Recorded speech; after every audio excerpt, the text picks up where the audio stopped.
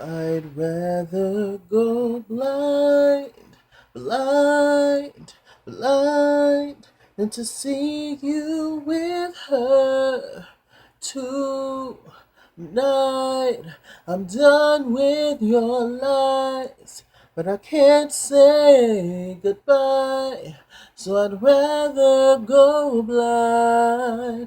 I'd rather go blind.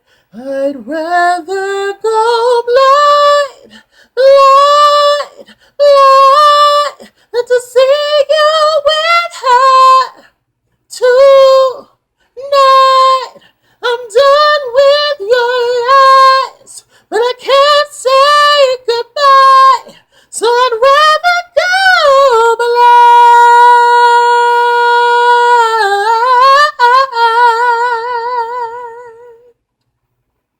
Let me know since that song. I give out a shout out in next. Is it next week's review? No. Because right after I upload this video, I'm going to do the Love and Hip Hop Hollywood Part 1 review. Because VH1 thought it was a cute idea to go ahead and put the season finale and the reunion on the same damn night.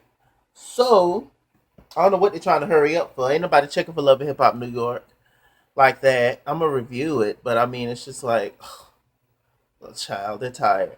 But, okay, so I'll give y'all a shout out in part 2 of the reunion. How about that? And after I do this, I'm going to do part 1 of the reunion. After I do the season finale, I'm going to do the part 1 of the reunion. And on both videos, I want y'all to comment whatever song I'm singing, and I'm going to give y'all a shout out on part 2. So part 2 is going to be the end. This one, I'm going to give y'all a shout out on this one that I'm doing now and part 1. So make sure y'all, whatever, stay tuned, keep watching, and then I'll give y'all a shout out on both videos on part 2 of the reunion. So, now speaking of shouts out, y'all let me know who sings that song. I want to give a shout out to a few people. I asked last week what's their favorite Bobby Brown song.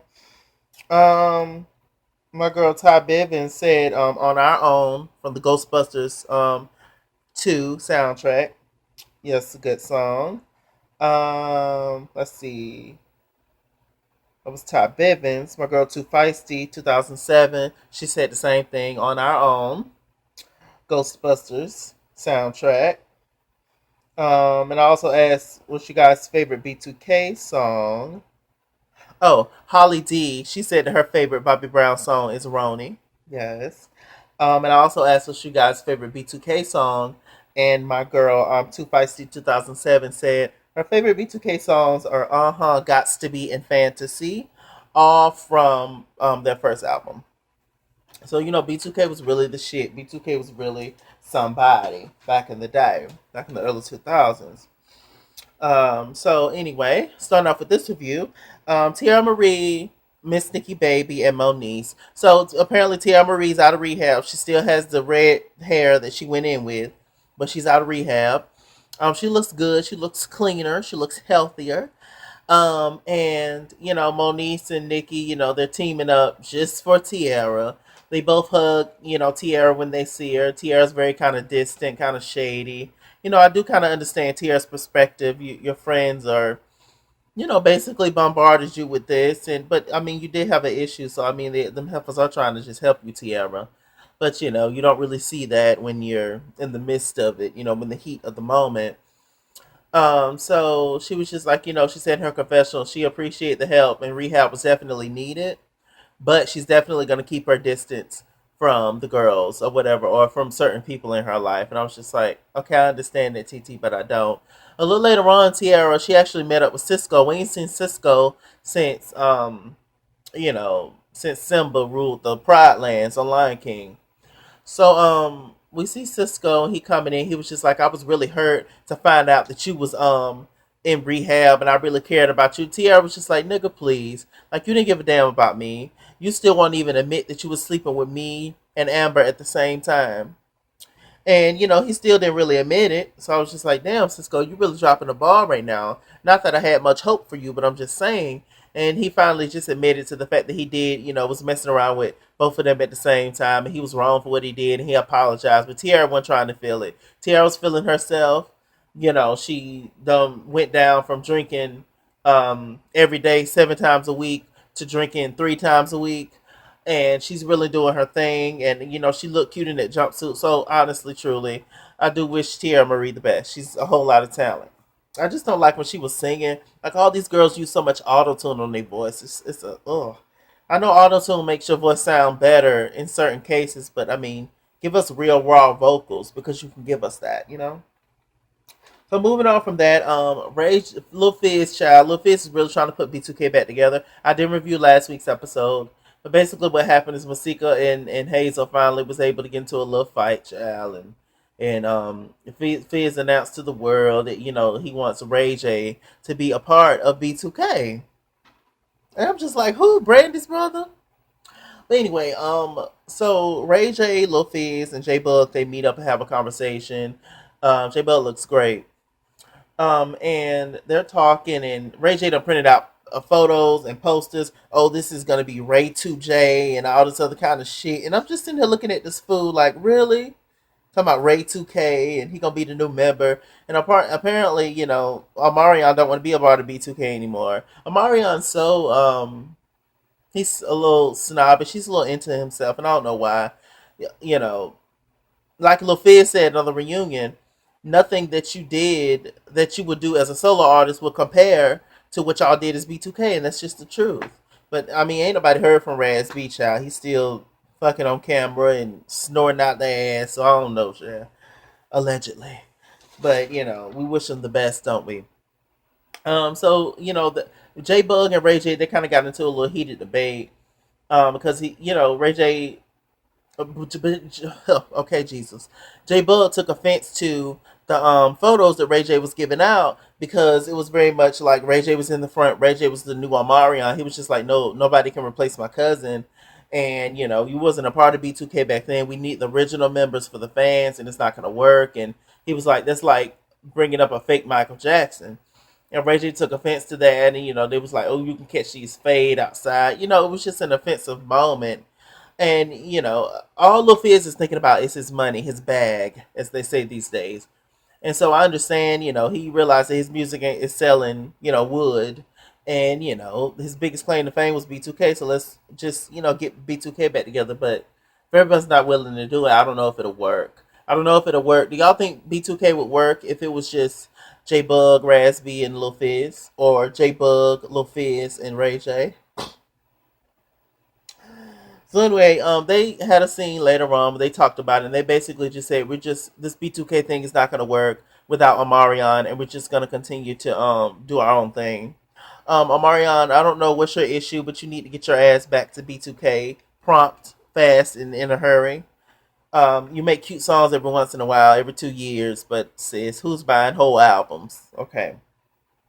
Brooke, she meets up with Bridget, and she basically she found out that Bridget went to the little boat ride with Booby that she invited her on, but Brooke went to talk to Marcus, and her and Marcus are back on decent terms. Bridget, just don't like her. She's just a thought pocket.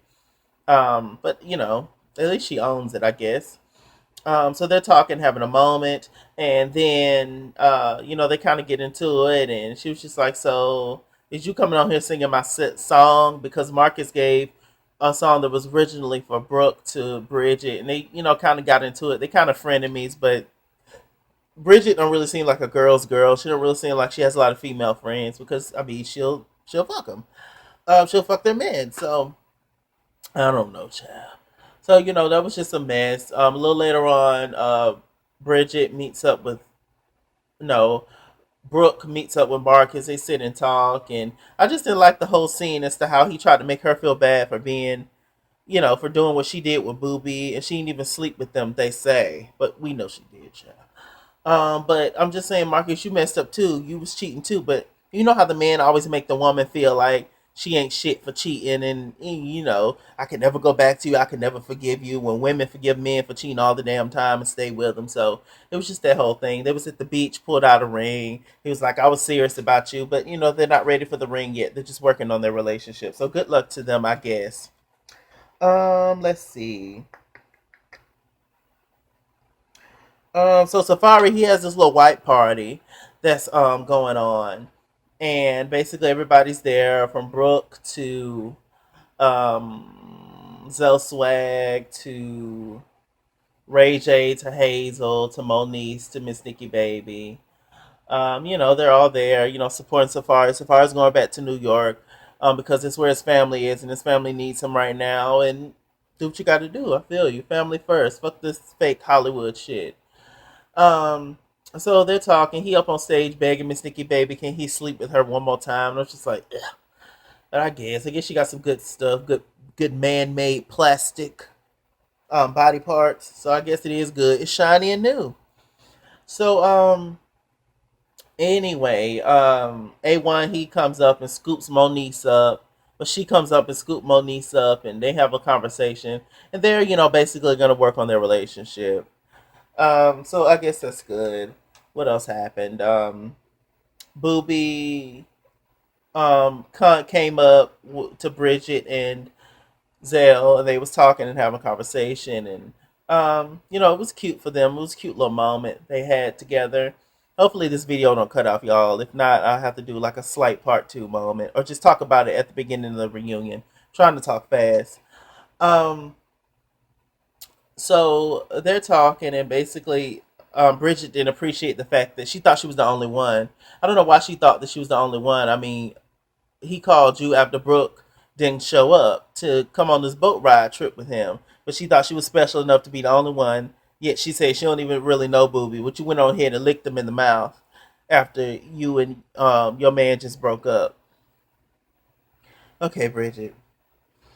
I'm trying to respect you as a classy based woman, but it's not working. But I mean, this is Love and Hip Hop, right? So anyway, they were talking, and she basically forgave him because she gonna give him some after the show. Hazel came up, to talk to Ray J. Hazel had already got the rest of the guys for clowning her, but she came up to talk to Ray J, and it was a more sentimental moment. Ray J apologized. Ray J's trash, but he really is like a pretty decent guy, at his heart. So he apologized, and that was pretty much it. Anything else I'm gonna talk about that happened? Not much. They basically did their little goodbyes and had their moment. It's too many people to run down. Um, there was really nothing much going on with their goodbyes. It was just the goodbyes, child. And so y'all stay tuned for the reunion part 1. Am I missing something? I don't think so. No. But with that said, I'm Mr. Chalaka. Mr. Chalaka, Google Plus. Follow me at Kingsworld, Instagram, and Twitter. At Kingsworld89 on Snapchat. Chasing was here on Facebook and all that good stuff. And you guys stay tuned. Keep watching. Yeah.